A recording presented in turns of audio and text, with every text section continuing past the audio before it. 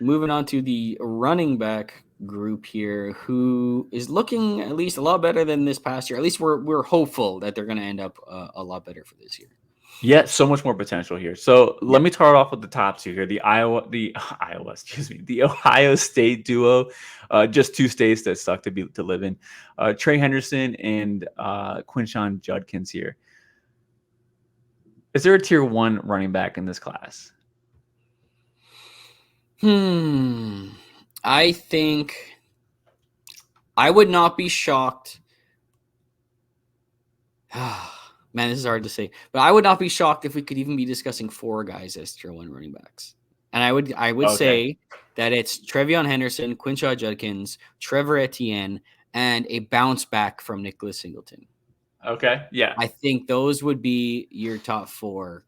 I don't know if Raheem Sanders can get there. I don't know if he can get there, but he might be one that's kind of on the edge too. But I could picture those four guys with projecting that they all have a decent season could be like a tier one of next year. I think that we're high on Devin Neal at 4, but I think that we haven't even gone down the rest of the list, but I don't think that everybody will be that high on him. He's just so safe. He feels like the safest option not to fail. Okay, we'll get down the rest of the list, then we'll talk about him a little bit more. Okay, yeah. So 3 is gonna be Trevor Etienne from Georgia.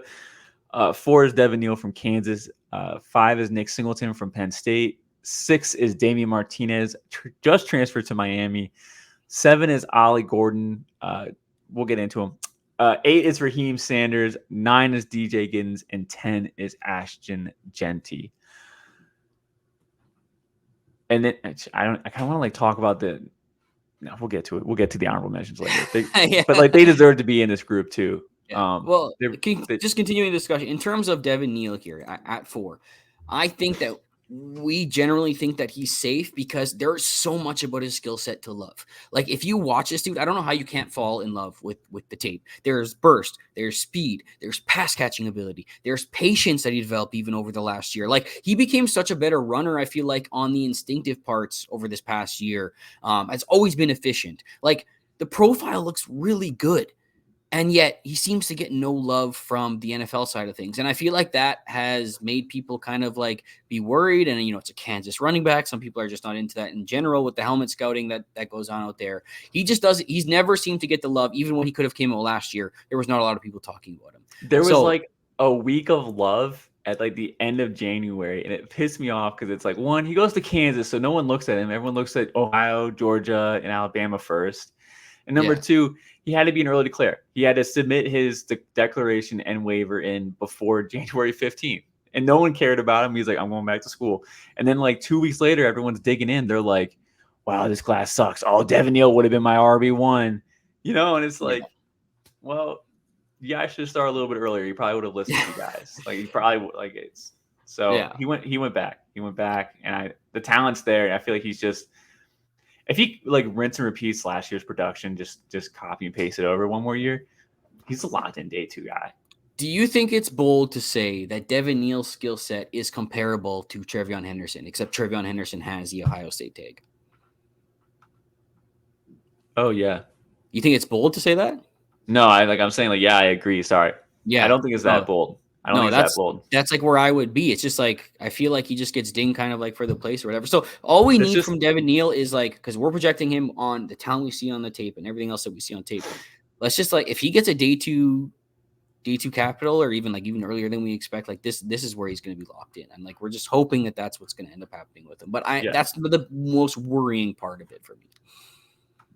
Yeah, no, I'm there with you. Let's go back to the Ohio State duo real quick.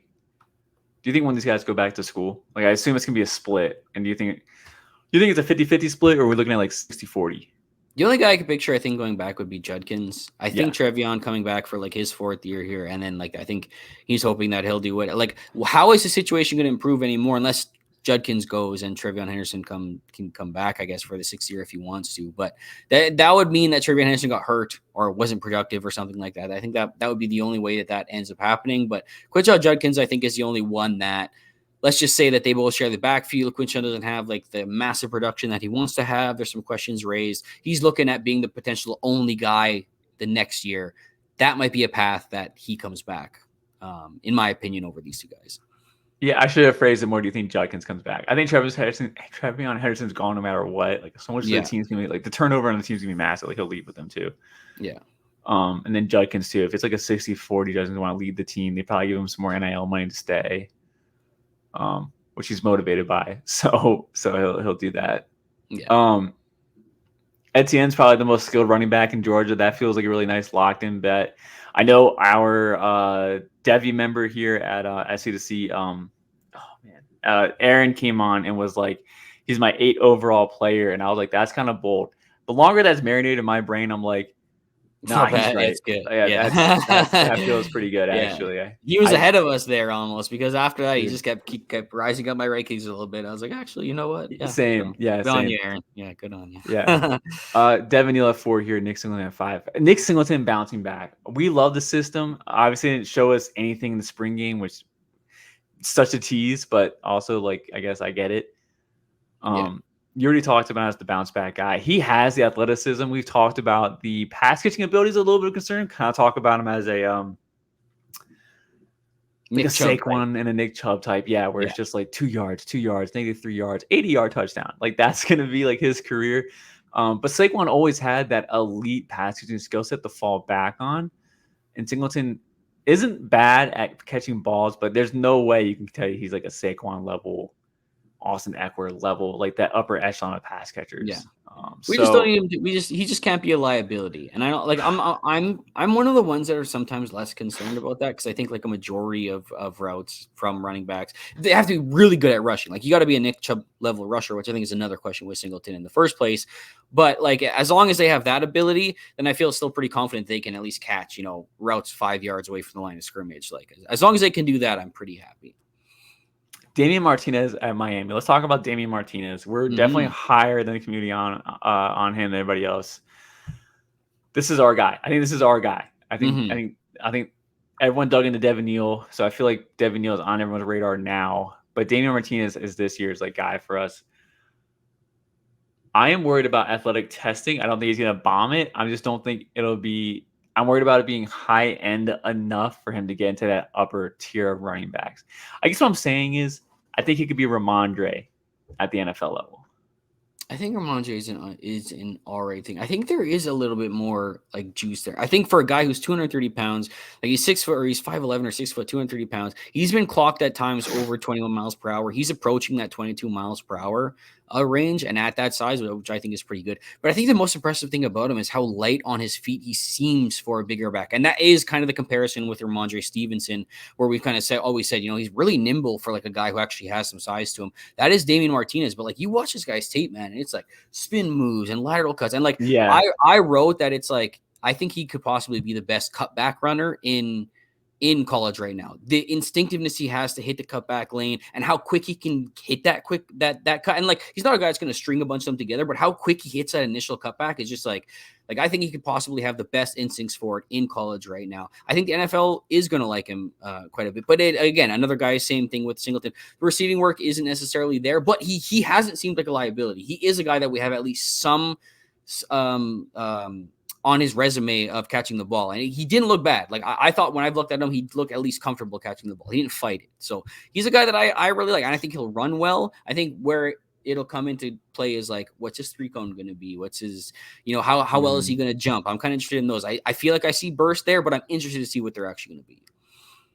yeah. And is Miami back? It's Miami back, bro. I'm so tired. Every single year, I feel like I actually do buy into this mindset that they're back, and like Cam Ward's adding some excitement there too, man. They could be a fun team. Just as a trader, oh man, yeah, they could be a I'm fun tired team. of hyping up Miami, bro. I've done it for 2 years in a row. I've been wrong. Yeah, you're the Miami guy. I am, dude. I am at this company. Yeah. Anyway, that's 2 Miami players in this episode, so that's great. Yeah. Let's go to number 7, Ollie Gordon. Ollie Gordon, everyone loves Ollie Gordon. RB1 for a couple of companies out there. I'll just say it. I think he's Rashad White. And I think that's fine. I don't think that's good enough to ever put him in an upper tier, though. And I know Rashad White finished like RB12 off being the only guy with a heartbeat in the backfield and can actually catch a ball. But like I don't like Ollie Gordon as a runner, dude. He's fine. He's absolutely nothing special, though. Like I don't think he's. That's tough on it. That's being tough on him. I don't think I actually like. I'll tell you the reason I don't like the comparison at all, because I think that's too much credit to Ollie Gordon for his receiving work, because Rashad White is like a very good receiver. And Ollie Gordon, I don't think is like to that level. He's a good receiver, but I don't think he's to that level. Like all his stuff was like around line of scrimmage. So like with Rashad White, he could actually like run some routes. He could actually catch the ball down the field, track it pretty well. I don't know if I necessarily see that from all. I'm not saying it's not there. I'm just saying it's not really how they used him. Right? But he does have some volume as a receiver that at least you can depend on with him. The only thing I will say about him is I just don't know if he's like super sudden. Like he's not a super quick twitch guy, and I think that is the initial thing that makes people, kind of go away. But I think he reads the line and he uses a lot of patience. There was a lot of people back in the day that used to watch Breece Hall and think he wasn't sudden. There was a lot. I'm not saying he's Breece Hall. I'm just saying there's sometimes he's just a very patient runner around the line of scrimmage, and I think sometimes people mistake that for not being like super bursty or not just hitting the gas and not seeing like all this. Like he's just more patient. He's closer to like a Le'Veon Bell type runner than he is like a 100 miles per hour Isaiah Pacheco type runner where they just shoot off the ball right away. That's just the kind of runner I think he is. But so I think sometimes people mistake that. And yes, there is some things where in the middle of traffic, you pointed out before, that I would like to see him be a little more creative and less just kind of becoming a bowling ball. Unless he adds more weight to the frame, then I think he doesn't know how to deviate from the game plan. Yeah. And that's what he is. He sees the hole, he's gonna run and hit the hole, and like anything else after that, like that's it. Like what I'm saying, like it's that lane stays open, or like I don't know. I don't think he's. Yeah, I mean, I know I've seen him make some people miss and stuff. I think there's more there, but I get like the maybe athletic concerns. I don't think there's a huge top gear there. I don't think he's like super quick footed or anything like that. I don't know how well he's going to. I think he'll be a very average athlete at the end of the day. And the history of running backs coming in the system also have really poor draft capital. I mean, like Jalen Warren's doing okay with the Steelers. Chuba Hubbard was a 2,000-yard running back and came back and lost draft capital. And I will just say though, if you got those guys on your roster from your C2C roster, you're not necessarily disappointed. No. Maybe not 7 up running back high, but I'm just saying, like Jalen Warren is starting to see his love. Yeah. The Jamar Jefferson fan club, though, those guys are probably not too happy. I think I've gone back far enough. Number 8 here is going to be Raheem Sanders, and I do believe, I think he believes. Sorry, I think he belongs on everyone's list still. Raheem Sanders he's proven it. Like he's a proven, like checks all the boxes, could be an NFL like running back his sophomore year. Last year was definitely a derailment, but at least you don't have to project like, can he do it? Like we already know he can. For 2 years. We saw it for 2 years. Last year, it's like you can pin a lot on last year with the injury, with the weight gain. Like maybe that weight wasn't good for him and he cut back down already. So it's like, did he realize that? That was a smart thing for him probably then, cutting back down that weight. The only thing I'll say is, again, already in the spring, dealing with a little bit of an injury. And it's like, I just hope this isn't something that keeps hampering him from being able to break out the way that we kind of hoped somewhere at some point here. And again, a system that he likes to use a lot of different running backs too. Is he actually going to be like the lead guy here? Yeah. The last time I saw like a lead back was like Kevin Harris, right?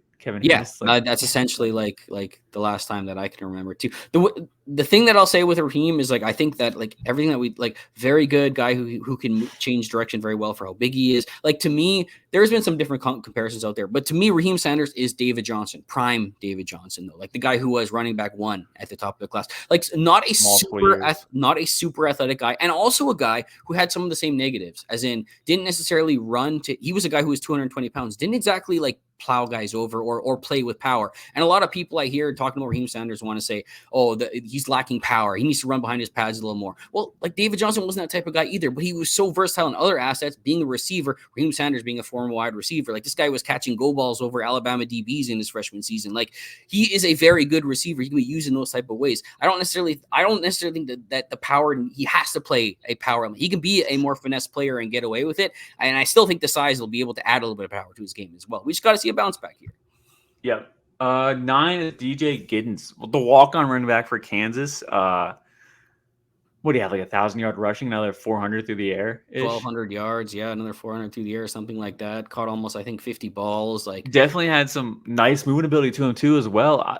I was talking to Corey a little bit, like athletic testing, not to Damian Martinez's level, but a little bit concerned about it. Just a little bit concerned about it, just so he can't be like the upper echelon running back. But this is a guy that checks all the boxes, and he's I'll certainly say like. I'll say right Sorry. now, I think Damian Martinez could hit a higher 40 than DJ Giddens hits. Put a number to that, like Put four, a number to that. I think Damian sub Martinez 4.5. Damian Martinez could be like a 4.45 guy, and DJ Giddens, or like a higher in between that 4.45, 4.5, and DJ Giddens could be like a 4.52 guy. Oh wow.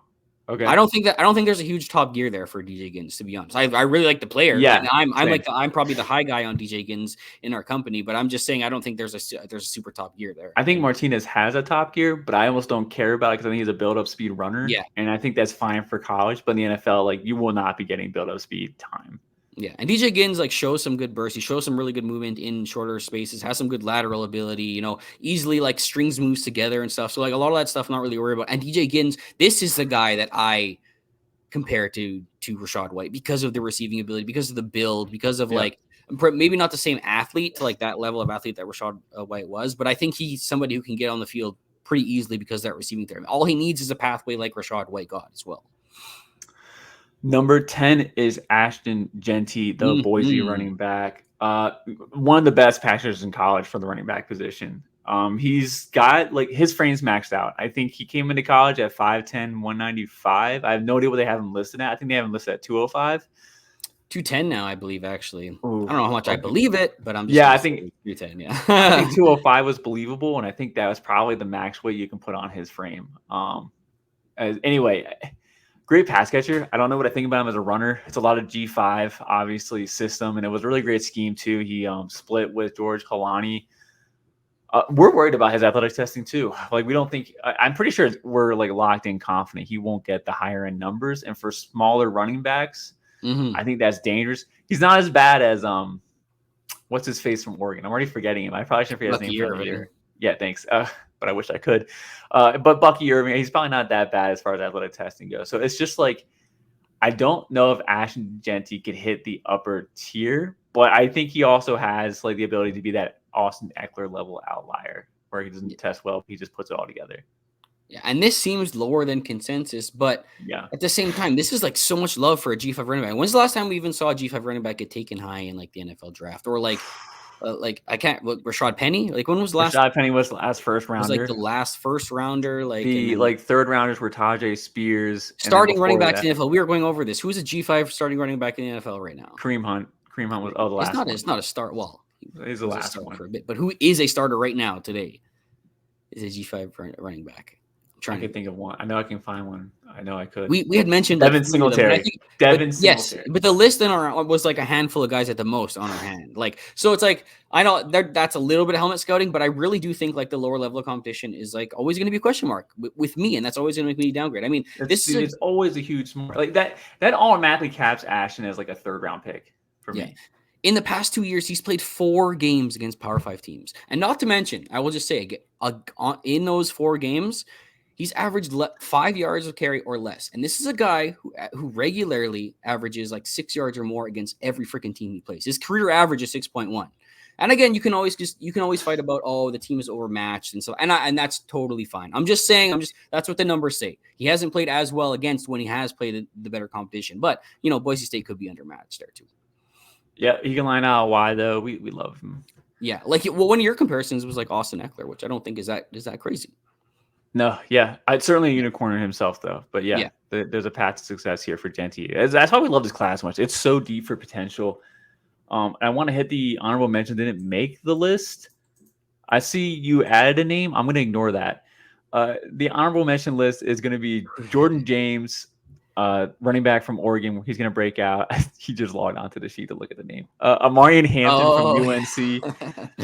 Jaden Ott, the Cal running back, and Katron Allen, the other running back from Penn State. I'm going to say right now. You have to mention the last name because it's just an honorable mention. It doesn't mean that we're in love with him, but I think he has to be an honorable mention just for the people. Put his ass in the sleeper category. I don't know. Yeah, that means faith though. We can't do. We just got to talk about. We just have to talk about him. Donovan Edwards from Michigan. Mike just hates the guy, but we have to talk about him at least. We'll talk about him now. We'll just talk about at least your favorite guy on the list.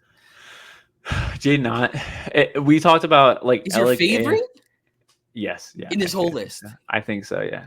So off. He's soft. He's my favorite one to look. I can tell you right now, it's him or Jordan James. But like the AO Manor talk, where we're like, there's one guy that we know is going to rise up our list by the time we're talking about these players again next, like by the pre-draft type season. Jaden Ott's going to be this guy that we're going to talk about. That's higher. I think his running's got improved. You don't think his running's improved down the middle? I don't know. I'm not going to say he didn't improve as a runner. I just think he's a soft player. I don't think he's. My concern's always been is he's Sean Tucker. Do you think he's Sean Tucker? I think he's Giovanni Bernard. I think that's the career path I see for him. And let's not forget, Gio Bernard was a second-round pick, showed some flash, had some love in the dynasty. It's a different era in the NFL. It is. I'm not saying that he couldn't maybe flash like that as well, but I think at the end of the day, it's going to end up the same career path for Jaden Ott. Okay, I think Ott's improved as a runner, which was like our biggest thing as like a true freshman. I can't remember the stat, but it was some sort of terrible running stat that he had. It just couldn't like cross 100-yard rushing for like multiple weeks, unless he played one game against Arizona. It was Arizona for like 200 yards. Yeah, everything else was like 80 yards and like inefficient.